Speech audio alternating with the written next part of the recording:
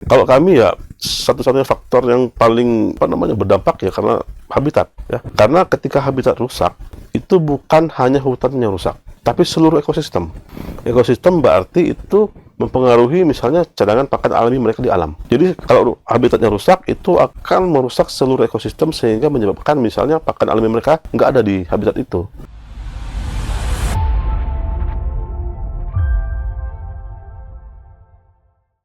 Di balik lebatnya hutan Bangka Belitung, ada satu satwa liar yang keberadaannya nyaris luput dari perhatian. Namanya mengkubung, mamalia yang dikenal mampu meluncur dari pohon ke pohon. Namun kini, keberadaannya semakin sulit dijumpai. Ironisnya, hingga kini belum ada data pasti mengenai jumlah populasinya. Sementara hutan yang menjadi rumah mereka terus menyusut akibat ahli fungsi lahan dan aktivitas pertambangan. Benarkah mengkubung perlahan menghilang dari Bangka Belitung? Apa yang sebenarnya terjadi di balik minimnya kemunculan satwa ini? Dan seberapa besar ancaman yang mengintainya?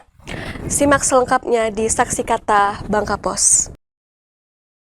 Keberadaan satwa liar di Bangka Belitung terus menghadapi ancaman akibat penyusutan habitat dan meningkatnya aktivitas manusia.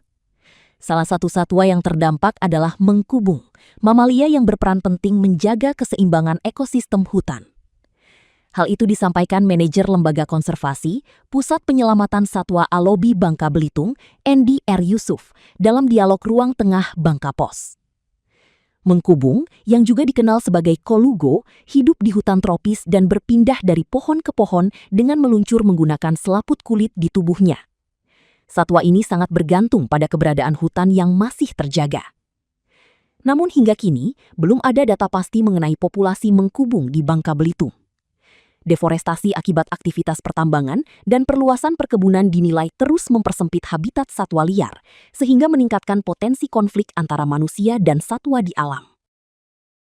Mungkin masih banyak masyarakat di Bangka Belitung yang belum tahu sebenarnya mengkubung ini hewan seperti apa sih, Bang? Bisa dijelaskan? Ya, mengkubung memang salah satu mamalia ya kecil yang ada di Bangka Belitung ini khususnya. Populasinya juga sebetulnya bukan hanya di Bangka Belitung aja, tetapi di beberapa daerah di Indonesia, seperti di Sumatera, Jawa, Kalimantan. Terus sebagian Asia Tenggara dan Asia itu mempunyai jenis ini ya, atau sering disebut kolugo, atau lemur, atau kubung juga. Nah itu berbagai macam nama yang biasa disebutkan ya untuk jenis mengkubung ini. Dan kebetulan memang Bangka Belitung atau kita punya satwa ini di alam kita begitu. Kalau untuk ciri-cirinya atau habitatnya sendiri bisa dijelaskan, Bang Andy? Ya, kalau hutannya lebih ke hutan tropis ya seperti kita ini, dan biasanya memang mereka bersarang di pohon-pohon besar.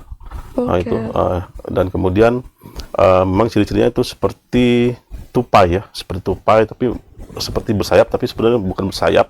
Mereka akan pindah dari dahan satu ke dahan lain itu dengan melompat, tapi mereka akan mengambang karena mereka mempunyai seperti selaput yang membentang di antara kaki dan tangan mereka itu untuk hinggap ke dahan lainnya begitu. Tapi tidak bisa terbang ya? Sebetulnya itu bukan terbang, tapi karena mereka jumping ya, istilahnya meloncat, kemudian itu akan angin itu dihambat oleh selaput yang ada di antara kedua kaki dan tangannya. Jadi mereka sebetulnya bisa melompat, kemudian mengambang sebentar, dan itu akan membuat mereka lompat lebih jauh lagi untuk mencapai dahan yang mereka tuju. Begitu. Tapi sebetulnya bukan sayap ya, bukan seperti burung ya, bukan terbang, tapi itu seperti melompat dan dibantu dengan mekanisme tubuh mereka sehingga mereka bisa lebih jauh untuk melompat mencapai dahan yang mereka tuju. Jadi bisa dibilang mereka ini sangat bergantung sama pepohonan begitu ya, Bang? Oh ya, jelas ya, karena memang satwa liar ya jelas mereka bergantung dengan hutan dan kualitas hutan itu sendiri ya. Jadi semakin baik hutan yang ada, semakin baik habitat mereka, itu akan membuat kehidupan mereka semakin baik juga, dan mereka akan memberikan peran yang penting untuk alam juga. Bagaimana, Bang, kondisi populasinya mengkubung di Bangka Belitung kita saat ini? Ya, sejauh ini yang kami tahu itu belum ada penelitian pasti tentang misalnya populasi untuk mengkubung ini ataupun pemisahan spesies begitu. Karena kita masih menganggap spesies mengkubung yang ada di Bangka Belitung itu adalah satu spesies yang sama dengan daerah yang lain. Tapi kita tidak tahu secara genetiknya, mungkin harus dilakukan penelitian lebih lanjut ya, dan itu mungkin badan atau lembaga yang berwenang untuk melakukan itu.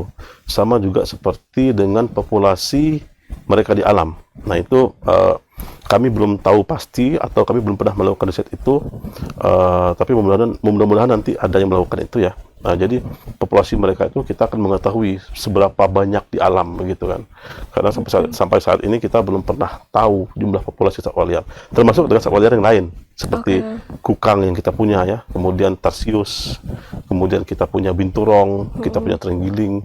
Itu banyak sekali satwa liar yang kita punya di Bangka ini, di Bangka Belitung, dan saya rasa belum ada penelitian yang pasti yang dilakukan untuk mengetahui jumlah populasi dari satwa-satwa itu. Jadi belum ada data resminya begitu ya, Bang, bisa dibilang? Setahu kami belum ada ya. Mungkin ada yang melakukan ya, tapi kami nggak pernah tahu itu udah sampai mana. Cuman mungkin untuk secara pasti kami belum pernah menemukan ada penelitian untuk khusus jenis kolugo ini atau lemur ini atau mengkubung ini. Sebenarnya mengkubung ini habitatnya kalau di Bangka Belitung dia sekarang ada di wilayah mana aja, Bang, kira-kira? Jadi kalau mengkubung sepanjang kami tahu itu hampir seluruh di daerah Bangka itu punya mengkubungnya ya. Oh, ada. Ya, jadi nggak terbatas dengan wilayah di belahan Bangka mana, tapi yang jelas yang kami tahu itu beberapa di hampir seluruh Bangka itu mempunyai mengkubungnya. Bahkan saya masih kecil, saya tinggal di daerah Pangkal Pinang ini, di daerah rumah saya, di belakang rumah. Dulu waktu masih kecil, saya sangat sering menemukan mengkubung ini dengan mudah sekali dulu ya. Tapi sekarang tentunya sudah beda gitu kan. Ya, jadi memang kita tahu populasinya itu menyebar di seluruh Bangka ini. Menurut Abang sendiri kalau sekarang seperti apa, sebesar apa sih sekarang kawasan untuk hidupnya mengkubung ini? Apa karena udah ada aktivitas manusia semakin berkurang seperti apa? Kita tahu bahwa Bangka Belitung adalah daerah pertambangan ya. Gitu. Dan sementara Bangka itu sangat kecil sekali. Pulau kita itu sangat kecil sekali, tapi deforestasi yang terjadi itu sangat besar dan masif sekali ya. Akibat dari misalnya aktivitas manusia yang dilakukan ataupun area perkebunan. Itu setiap tahun akan bertambah, dan itu setiap tahun akan mengikis atau mempersempit habitat bagi satwa liar. Sebetulnya untuk masalah habitat ya bukan hanya untuk mengkubung aja, tapi untuk seluruh satwa liar yang ada di Bangka Belitung, khususnya seperti tarsius endemik kita gitu kan. Kita ada Cephalophosus bangcanus, terus kita punya Nycticebus bangcanus, itu kukang. Ya, kemudian kita ada spesies-spesies lainnya gitu ya, termasuk dengan buaya apa segala macam itu. Dan itu semakin banyaknya deforestasi atau habitat yang rusak, itu akan semakin mempersempit habitat mereka, akan mempersempit ruang gerak mereka, sehingga banyak sekali sekarang ini kasus-kasus satwa liar yang berinteraksi negatif dengan manusia atau berkonflik dengan manusia. Itu banyak sekali ya, bukannya untuk mengkubung aja, tapi seluruh satwa yang ada di Bangka Belitung ini. Kami sebagai Lembaga Konservasi Pusat Penyelamatan Satwa itu setiap bulan selalu menerima satwa liar yang misalnya masuk ke rumah orang lah, yang misalnya ditangkap warga lah, ataupun tertabrak kendaraan lah, ataupun berkonflik dengan masyarakat, menyerang masyarakat misalnya. Itu akibat dari habitatnya semakin menyempit setiap tahun ya, sehingga mereka tidak mempunyai banyak ruang untuk hidup. Nah, terkait hal itu sudah seberapa banyak dalam tahun ini atau beberapa tahun belakang Alobi menemukan laporan seperti ada masyarakat yang menemukan ini hewan tersebut, atau mungkin mereka yang masuk pemukiman warga? Kalau untuk satwa liar jenis lain tentu kita setiap bulan itu menerima ya. Bahkan bulan ini juga kami sudah merescue 3 ekor kukang. Bulan ini aja. Tiga ekor kukang dengan 2 ekor tarsius kalau nggak salah. Bulan ini aja. Kemudian memang kalau untuk jenis mengkubung itu sebetulnya sangat jarang ya. Dalam setahun tuh paling 2 atau 3 kasus yang kami mendapat laporan atau yang kami rescue begitu. Yang terakhir juga saya dapat kasus mengkubung itu di tahun 2025. Jadi ada warga yang menebang pohon waktu itu, kemudian pohonnya jatuh, ternyata di dalamnya ada mengkubungnya. Dan itu dalam keadaan stres dan terluka, masyarakatnya melapor ke kita, kemudian kita rescue mengkubungnya, kita rehabilitasi. Nah itu memang untuk mengkubung itu sebetulnya sangat jarang sekali ya. Malah yang paling banyak kasusnya itu adalah untuk jenis kukang sama tarsius biasanya.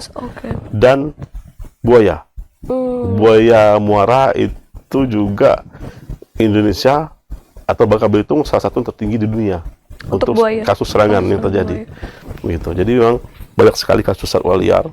Kami setiap tahun tuh menerima laporan tuh banyak sekali. Yang ada yang berhasil kita rescue, ada juga dalam keadaan kami evakuasi sudah sekarat gitu ya. Tahun kemarin tuh ada kukang yang sudah luka-luka, tangannya sudah hampir habis semua, udah lukanya sudah mengering, udah pasti diamputasi begitu ya. Nah, itu dalam keadaan beberapa hari kita rawat itu mati kemudian, karena memang beberapa kasus itu satwanya sudah sangat kritis sekali, sehingga tidak tertolong lagi gitu. Tapi sebagian kasus itu mereka bisa survive, kita rehab, mereka survive, dan kita bisa pastikan kembali ke alam. Oke. Gitu. Berarti waktu untuk pengembalian mereka ke alam itu tergantung kondisi hewan itu sendiri ya? Ya, Apa gimana? ya. Jadi tergantung dengan kondisi fisik dan mental, misalnya mental, atau kita bilang itu wild instinct ya, insting liarnya. Karena satwa liar itu harus tetap mempunyai insting liar, dia nggak boleh jinak. Oke. Ketika dia jinak, dia tidak akan mampu bertahan hidup di habitat, karena dia akan bergantung dengan manusia. Seharusnya dia bisa mencari makan sendiri di alam. Ini nanti ketika dia sudah jinak, dia tidak bisa mencari makan karena bergantung dengan manusia. Itu upaya kami ya, kami akan mengembalikan insting liar itu, membuat mereka liar lagi. Kemudian fisiknya juga kami obati. Kalau fisiknya sudah sehat, kemudian secara insting liar sudah kembali, itu akan segera kami lepas liarkan. Minggu kemarin kami baru selesai ngelepas beberapa elang ya. Ada beberapa elang yang kami lepaskan bersama BKSDA Sumsel kemarin di beberapa kawasan di Bangka ini. Itu hasil dari penegakan hukum waktu itu. Elang-elang yang hasil dari penegakan hukum kita rawat beberapa bulan, setelah kasusnya ingkrah kita lepas liarkan ke habitat aslinya. Itu ada totalnya kalau nggak salah kemarin itu ada 9 individu satwa yang kami lepas. Itu ada elang bondol, elang alap-alap tikus, sama elang laut atau WBSE itu. Oke. Nah, yang bikin saya penasaran nih Bang, kalau misalkan karena kondisi alam kita mungkin udah ada yang bikin jadi perkebunan segala macam, terus ada satwa liar misalnya kayak mengkubung tadi gitu kan. Nah, itu sebenarnya tanda-tanda mengkubung itu bisa beradaptasi gitu selain di hutan apa gimana gitu? Dan apakah itu tanda kalau mereka udah terancam terdesak atau punah, seperti apa Bang? Ya makanya sebetulnya kita membutuhkan penelitian ya, yang dilakukan oleh lembaga yang berwenang begitu ya, yang mampu untuk melakukan itu. Karena kami juga kesulitan untuk mengetahui populasi gitu ya. Oke. Populasi apakah masih banyak atau enggak gitu kan. Kadang-kadang kan kita misalnya serangan buaya itu kita nggak pernah tahu itu karena populasinya banyak atau karena sebab lain, atau karena misalnya habitatnya rusak. Itu kan dibutuhkan penelitian lanjutan yang dapat membuktikan itu secara ilmiah begitu. Nah, itu sama dengan satwa lain termasuk mengkubung gitu kan. Kami sangat jarang sekali menemukan kasus mengkubung dalam beberapa tahun ini. Itu ada juga kemungkinan berarti populasi mereka semakin mengecil atau populasi mereka semakin sedikit di alam. Itu kan sebagai tanda-tanda yang dapat kita pelajari begitu. Kita nggak tahu ya kondisi mereka di habitatnya bagaimana gitu kan. Kemungkinan itu kan selalu ada. Kayak misalkan populasi itu kan kita nggak tahu jumlahnya ya. Kita sangat jarang sekali menemukan kasus untuk mengkubung ini. Apakah karena mereka populasinya sedikit, ataukah mereka memang benar-benar susah untuk ditemui. Kita nggak tahu, mesti ada penelitian lebih lanjut ya. Kami selama ini berdasarkan pengalaman kami belasan tahun ya, yang kami tahu ya populasi satwa liar di Bangka Belitung semakin mengecil karena habitatnya semakin mengecil juga begitu. Tapi kalau kisarannya yang selama ini udah diselamatkan oleh tim Alobi mungkin atau pihak lain di Bangka Belitung terkait mengkubung ini bisa diperkirakan nggak Bang berapa Ya, sepanjang tahun ini? Ya kalau kami ya yang kami berdasarkan yang kami tahu ya selama setiap tahun itu ya paling 2-3 kasus ya. 2-3 kasus. Dia nggak banyak kasusnya yang kami rescue untuk mengkubung ini. Itu. Tetapi untuk jenis lain ya tentu berbeda. Seperti kukang dan mentilin itu salah satu yang paling banyak kita rescue. Tapi untuk mengkubung sendiri ya memang karena penelitiannya sangat belum ada ya. Jadi kita belum tahu kondisinya gimana gitu. Karena secara fakta secara di lapangan ya yang kami tahu ya sangat kecil sekali kasusnya. Bisa 2-3 kali kasus dalam setahun gitu kan. Malah beberapa tahun yang lalu kita nggak pernah ada kasus mengkubung ya. Ya, yang kita rescue itu sedikit sekali begitu. Paling banyak tarsius sama kukang tadi. Paling banyak kalau sekarang itu kukang ya. Kukang itu setiap bulan tuh hampir pasti selalu ada yang kita rescue. Entah itu kesalahan masyarakat, entah itu masyarakat menemukan di jalan atau masuk ke rumah. gitu kan. Itu pasti ada kasus kukang biasanya. Oke. Gitu. Berarti kasus itu untuk mengkubung belum pernah terjadi Belum. ya Pak sejauh ini? Bukan belum pernah terjadi, tapi sangat angkanya sangat kecil sekali Oke. untuk kita rescue. Tapi biasanya ada gitu kan. Dan kita tahu juga kondisinya juga semakin menurun ya, mungkin dengan kondisi habitatnya sekarang makin rusak, ya otomatis itu akan berpengaruh terhadap kehidupan mengkubung di alam liar. Oke. Nah Pak, yang bikin saya penasaran, kalau seandainya misalnya kayak satwa liar atau mengkubung tadi masuk permukiman terus ditemui warga, nah seperti apa langkah-langkah yang harus dilakukan masyarakat atau warga ini untuk melapor kemudian kepada LUI? Ya, kami juga memberitahukan kepada masyarakat kalau menemukan satwa liar seperti mengkubung misalnya, yang ditemukan terluka misalnya di jalan ataupun masuk ke rumah, itu bisa melaporkan ke kami atau BKSDA setempat. Oke. Karena kami akan melakukan rescue atau penyelamatan untuk satwa itu ya, atau evakuasi. Karena kami mempunyai pusat penyelamatan satwa di air jangkang.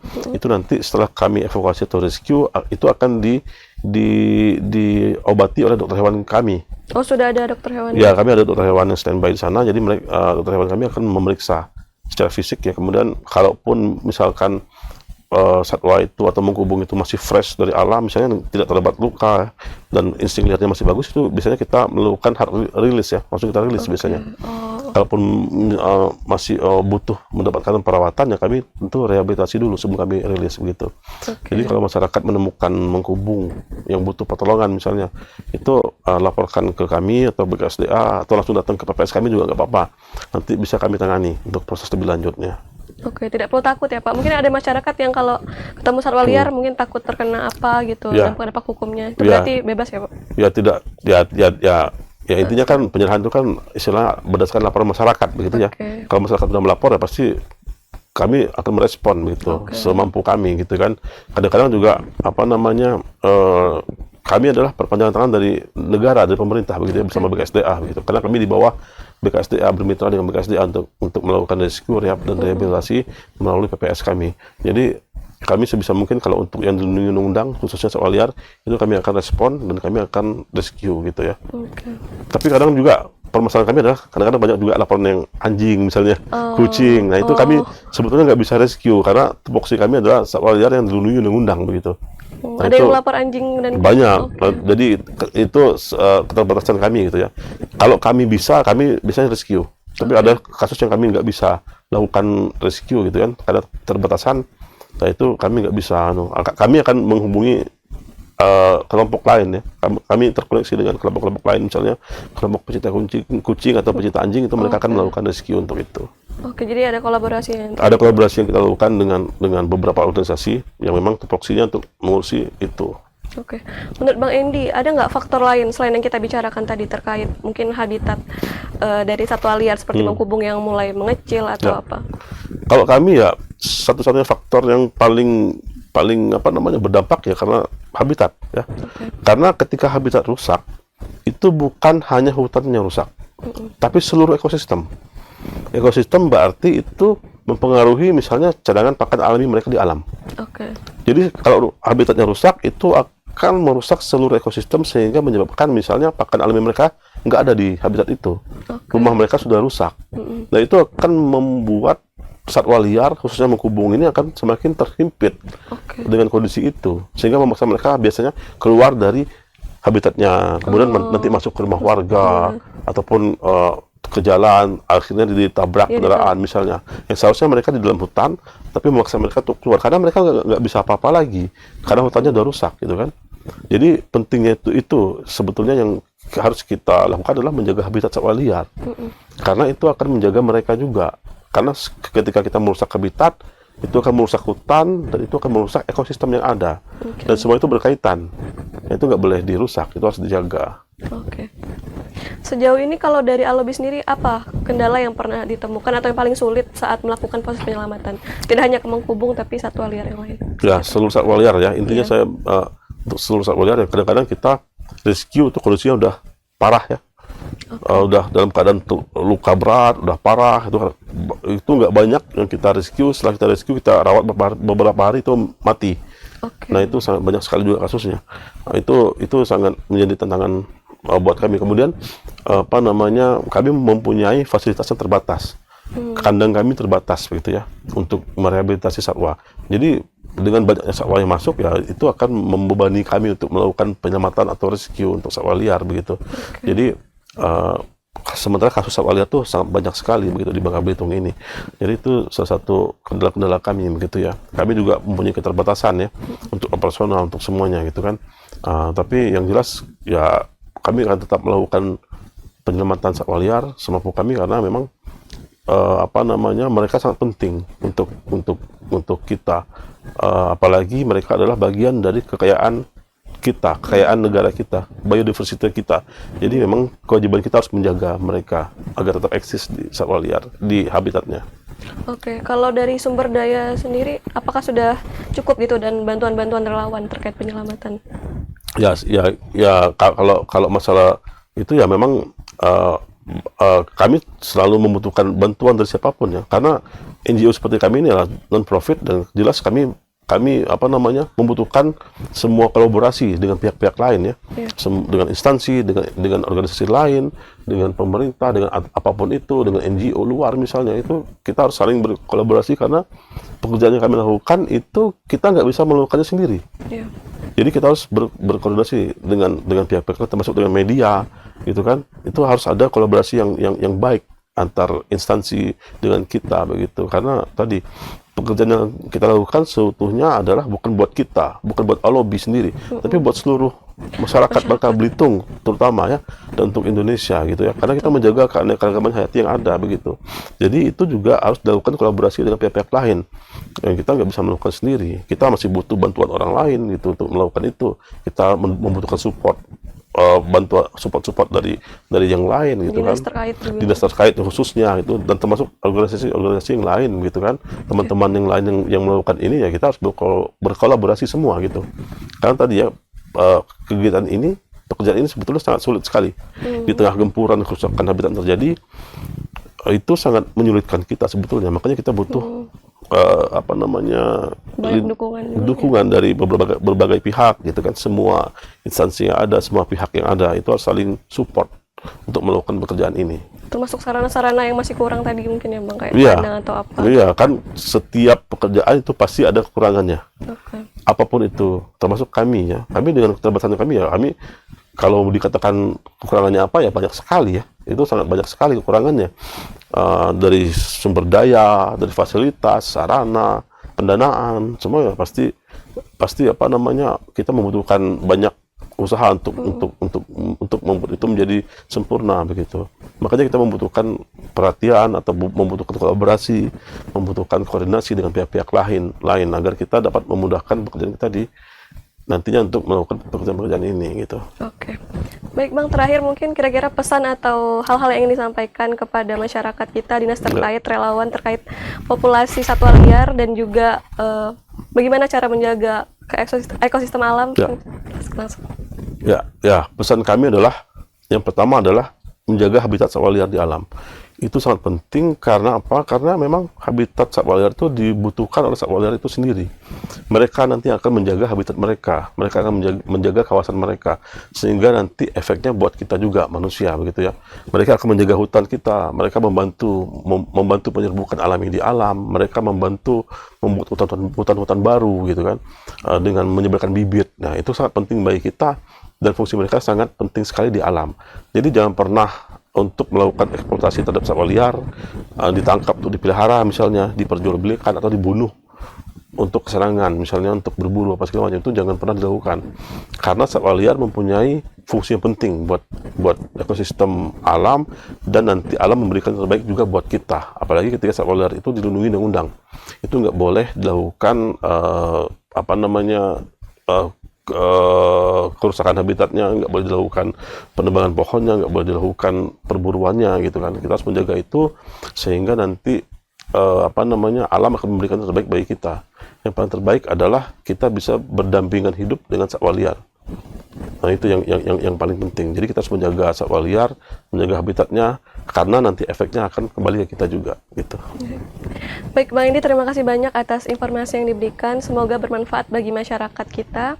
Pemirsa, ini kita berjumpa di episode berikutnya. Wassalamualaikum warahmatullahi wabarakatuh.